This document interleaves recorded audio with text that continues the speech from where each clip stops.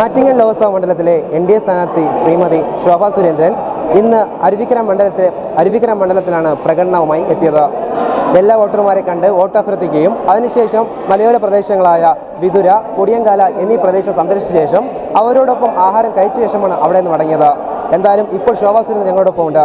ഇവിടുത്തെ മലയോര പ്രശ്നങ്ങളും അതോടെ തന്നെ മലയോര പ്രദേശത്തെ വനവാസികൾക്ക് വേണ്ടി എന്തെല്ലാമാണ് ജയിച്ചു കഴിഞ്ഞാൽ ചെയ്യുന്നത് എന്നൊക്കെ രീതിയിലുള്ള ചോദ്യത്തിന് ശോഭാ സുരേന്ദ്രൻ മറുപടി പറയുന്നതാണ്. ഇവിടെ യഥാർത്ഥത്തിൽ ആദിവാസി ഊരുകളിൽ രാഷ്ട്രീയ സ്വയംസേവക സംഘത്തിൻ്റെ ഞങ്ങളുടെ മാതൃസംഘടനയുടെ പ്രവർത്തനം എത്രയോ കാലമായിട്ട് നടക്കുകയാണ്.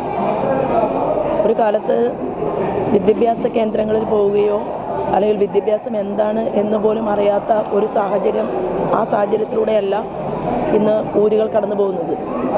യഥാർത്ഥത്തിൽ ഗവൺമെൻറ്റിന് ഏറെക്കുറെ ചെയ്യാൻ സാധിക്കും, പക്ഷേ അതിൽ നിന്ന് ഗവൺമെൻറ് പിറകിൽ നിൽക്കുന്നു എന്നുള്ളതൊരു വാസ്തവമാണ്.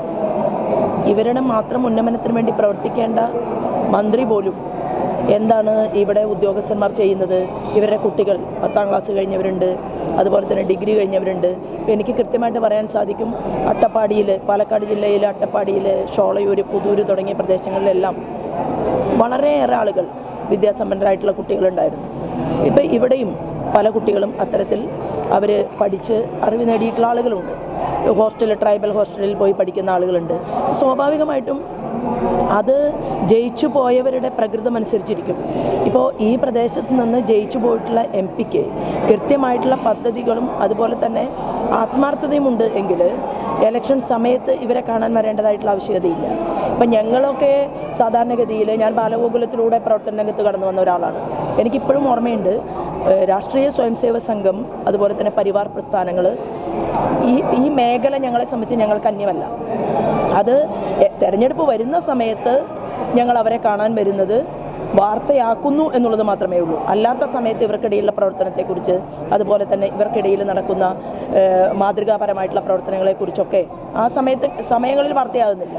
ഇപ്പോൾ ജീവിതം പോലും മാറ്റിവെച്ചുകൊണ്ട്, കാരണം വിവാഹം കഴിക്കാതെ പ്രചാരകന്മാരായിട്ട് പ്രവർത്തിക്കുന്ന ആളുകളുണ്ട്.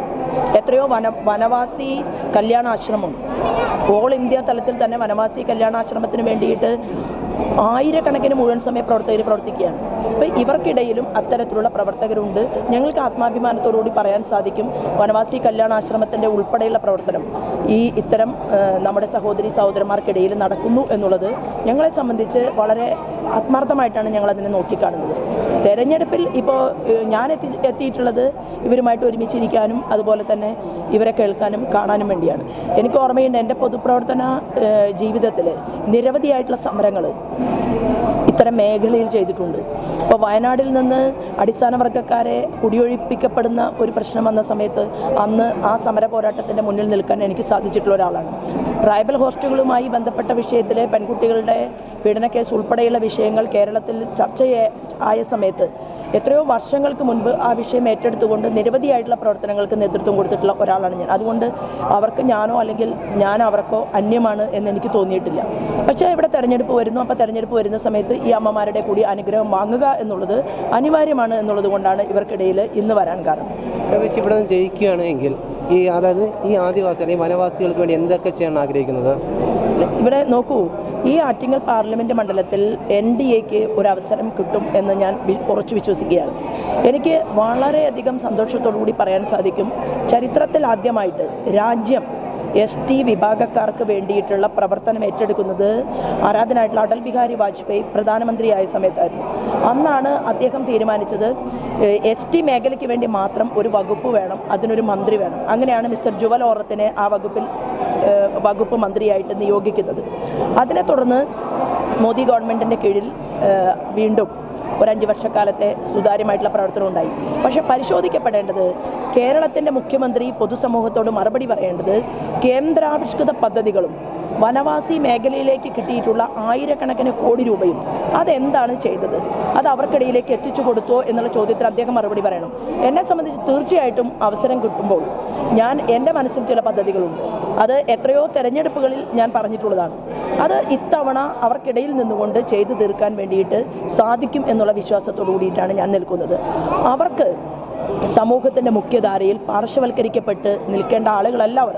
അവർ ഈ സമൂഹത്തിൻ്റെ മുഖ്യധാരയിലേക്ക് വരണം. അതിന് വിദ്യാഭ്യാസ കേന്ദ്രങ്ങൾ മുതൽ അവരുടെ ആരോഗ്യം അത് കൃത്യമായി സംരക്ഷിക്കപ്പെടാൻ സാധിക്കുന്നില്ല. അരിവാൾ രോഗം ഉൾപ്പെടെയുള്ള നിരവധി രോഗങ്ങൾ ബാധിച്ചുകൊണ്ട് ആവശ്യത്തിന് ആശുപത്രി സംവിധാനമില്ലാതെ നമ്മൾ വന്ന ആ പ്രദേശം നമ്മൾ കണ്ടു. ആവശ്യത്തിന് വഴിവെട്ടി കൊടുക്കാതെ, അതുപോലെ തന്നെ നല്ല വീടുകൾ വെച്ച് കൊടുക്കാതെ, ശുദ്ധമായിട്ടുള്ള അവരുടെ ജീവിത നിലവാരത്തെ എങ്ങനെയാണ് കൃത്യമായിട്ട് നിലനിർത്തേണ്ടത് എന്ന് അതിന് കൃത്യമായിട്ടുള്ള പദ്ധതികളും പരിപാടികളും നമ്മുടെ കയ്യിലുണ്ട്. ഇവർ പാർശ്വവൽക്കരിക്കപ്പെട്ടവരായി സമൂഹത്തിൽ ജീവിക്കേണ്ടവരല്ല. ഇവർ എൻ്റെയും നിങ്ങളുടെയും കൂടെ തന്നെ ജീവിക്കേണ്ട ആളുകളാണ്. അതിനുള്ള അവകാശം അവർക്കുണ്ട്. അപ്പോൾ കാടിൻ്റെ വിഭവങ്ങൾ ഇന്ന് അവർക്ക് അതുപോലും അന്യമാകുന്ന ഒരു സാഹചര്യം. വലിയ വലിയ കയ്യേറ്റ മാഫിയകൾ അവരുടെ പട്ടയം പോലും, അവർക്ക് കൊടുത്ത പട്ടയം പോലും വെറും കടലാസിൽ മാത്രമായിട്ടിരിക്കുന്ന ഒരു കാഴ്ച നമ്മുടെ മുന്നിലുണ്ട്. അപ്പോൾ കുറേ വാഗ്ദാനങ്ങൾ അവർക്ക് കൊടുക്കുക എന്നുള്ളതല്ല, അധികാരം കിട്ടുന്ന ആ മുറയ്ക്ക് വളരെ കൃത്യമായിട്ട് ഓരോ കാര്യങ്ങളും എണ്ണി പറഞ്ഞുകൊണ്ട് സമഗ്രമായിട്ടുള്ള അവരുടെ പുരോഗതിക്ക് വേണ്ടിയിട്ടുള്ള പ്രവർത്തനങ്ങൾ അത് നമുക്ക് ആവിഷ്കരിക്കാൻ സാധിക്കും. അതിന് തീർച്ചയായിട്ടും പൊതുസമൂഹം തയ്യാറെടുപ്പ് നടത്തും എന്ന് തന്നെയാണ് ഞാൻ വിശ്വസിക്കുന്നത്.